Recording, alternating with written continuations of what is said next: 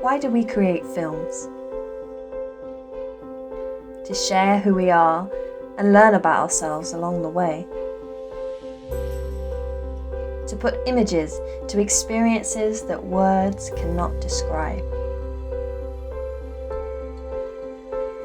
To offer a perspective on our community, or consider our futures together.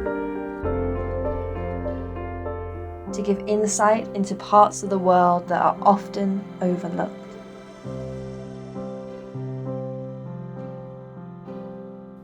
Or share parts of our inner worlds that others can't touch.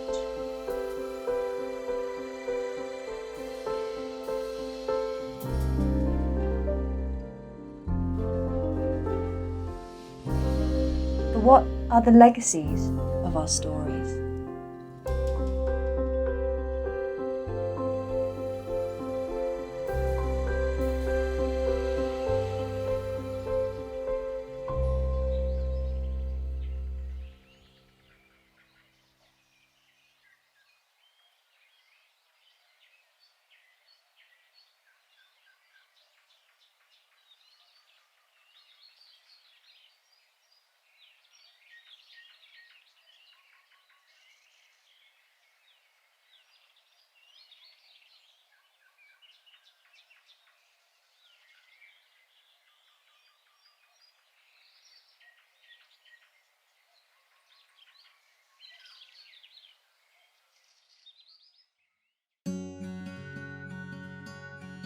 One-to-one whiteboard, discussing characters, motives, and he really pulled out this idea of, but why? Like, tell me why, which was great. Like, I think that it just makes you, it sort of goes, okay, you're telling me this, now next time think about these things before you come, and then you'll be clearer on translating what you want to do. So what was really helpful for me was my relationship with the director, probably, because he knew exactly what we were talking about. He knew the stories, he'd grown up with the same things that I had, he's come from the same mixed heritage background, so that was really really important to the film, I think. Doing the film with my housemate, someone that I'm so close with, I was able to kind of do it with someone that also had some first-hand experience of what I was going through. And it meant that it was quite easy. I didn't have to kind of explain myself when I wanted to do different things with it. And I think sometimes people with disabilities quite often feel they have to justify or explain things or explain why they can't do something. I don't think I could have got the same results with a director that I didn't know, because I wouldn't be able to give as much of myself over to the piece. He was basically being my eyes for me when I wasn't able to watch these scenes hands-on. When I was talking to my actress, I built such a trusting relationship with her that I was able to do creative exercises with her. I sat behind the camera and I would cry when she was in these emotional scenes where because we're taking lots of shots, having to keep up that emotion. We got to have this real connection with each other and a sharing of stories, and her asking me questions that nobody in my own community had thought to ask me because they were kind of shying away from it. I looked specifically at how post-production can influence empathy. I did studies into kinetic empathy, and I stuck electrodes onto people and had them watch different types of edits to see how their muscles reacted.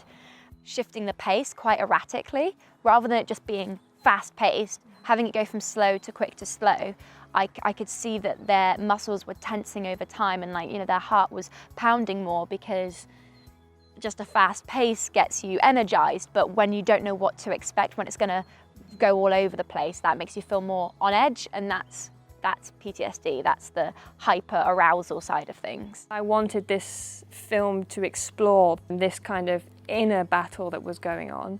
So it was a narrative, but it was an abstract narrative because it was viewing it, the experience of a narrative in our inner world, which is not so coherent as we put it in the outer world. of that idea of getting somewhere, doing something, and then still being hit down at the end, people related to that. Because it was split into sections as well, and it wasn't just one long running mayhem, it allowed people to move on and have a small section of relatability, I think the audience I had in mind were people that were kind of understanding CF for the first time. I think one of the things I very much had in mind were people that might not find out about CF until they have a child with it. So it's kind of showing that you can be kind of creative and very fulfilled, and maybe even more so than someone that hasn't got the kind of challenges of a chronic illness. And I think last time I looked, it was something like 80,000 views or something amazing like that. And it's a platform I never would have had before. People reassessing, why they feel the need to ask the question in the first place. It's had, I think, maybe around 40,000 views. People have been commenting on the video and getting support from other people on there. There have been so many people commenting saying that that's exactly what I'm going through, or I've had people commenting on there saying that they've had suicidal thoughts and they are struggling, and I've been able to reach out to them and to build a connection and start a communication going, and all these people now don't feel as alone. But I was on a panel talking about the experience and the process. It focused so much on having the opportunity to make a film as a young person that it neglected a little bit of the content of the films. I did feel that if it was aiming to be like fully inclusive and commission films by people from different backgrounds, you need to acknowledge that in the kind of panel and questioning and stuff. It appeared in a local cinema in Leicester, and all my friends and family went for that screening, which was super important for me. But also then I had a screening in Lincoln where there was a director's Q&A, and all the people in the audience were asking me questions as if I was the expert in my own experience and I had answers for them. They weren't pitying me, they weren't seeing me as someone to feel sorry for, but actually somebody who had all this knowledge that was ready to share and was ready to do something about it. I think we've got a bit of a mentality potentially for those that haven't been encouraged to go to counselling and deal with their mental health, that it's when you go at breaking point. You don't go as prevention, which I'm always moaning at the minute about. We haven't got a prevention culture in this. We've got an aftermath culture, like everything that's happening at the minute. Wait till it breaks and then we'll fix it. No, we'll sort it out before it happens and then it won't break. Doing it in a proper clinical sense, you'll have the right vocabulary and the right understanding and safe space to do it in. And then creatively it's kind of more outward, a little bit more outward facing and how you express your identity and condition to the world. Throughout the Arts for Health movement, there's different opinions of the place of art or film in the healing process. And I think there's many different functions, and I think it's important to clarify the function of an individual service. For example, I believe that random acts was important for a narrative purpose, rewriting internal narratives in a way that allowed you to calm down the physiological responses to trauma. And there's a lot of scientific evidence that supports that, but also it helped you to reconnect to your community and not feel alone anymore, not feel alienated because of this unique experience, but actually feel like that knowledge was of use in your place in society. Talking about how cathartic it can be to use film when dealing with mental health. Being able to literally and physically push pause on a moment or to mute the screams, that definitely has a real sense of power to it, and it gives you that sense of control back when mental health can feel like you've lost all control and you don't even own your own head anymore. You can watch this, you can look at it, you can open yourself up to that conversation, and if you don't want to, that's fine. Like, that's your choice, that's your decision. And I think that's important for me, because I don't want to have those conversations with people that are already disengaged and don't want to have a conversation back with me. I don't think you can do too much safeguarding. And I don't think you can have too much mental health support.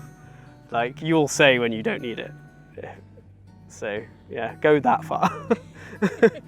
go as far to the point where I say, no, I don't want any more mental health support. Because we wanted to get across the point so much and really make something special and impactful, it meant that we had to take a lot of time and energy.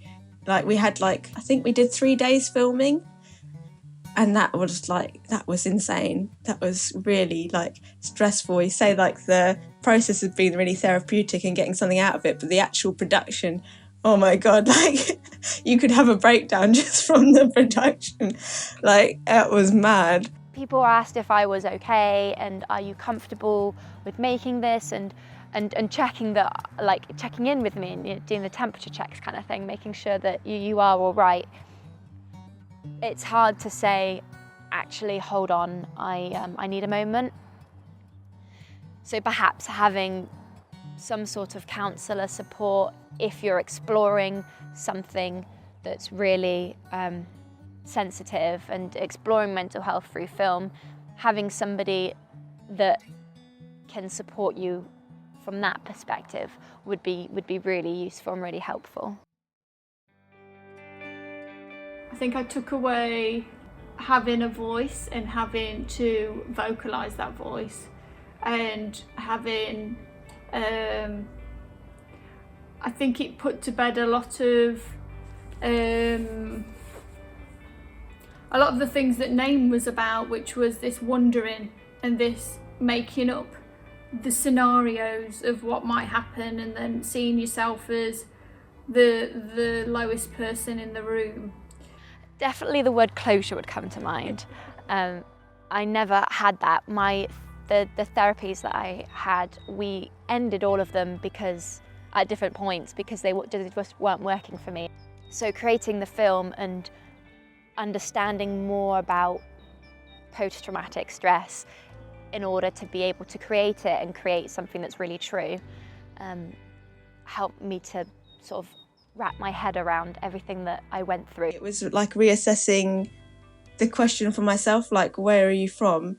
And although I'm British and I'm from here, I'd never really, I guess, assessed why we go through this sort of interrogation of where you're from and who you are. And it's made me go back and think, actually, I don't really know enough about my ancestry and my heritage and how that informs, who I am. Something I refer to a lot of the experience of doing that, and in terms of when I talk about my understanding of my condition, I refer to making that.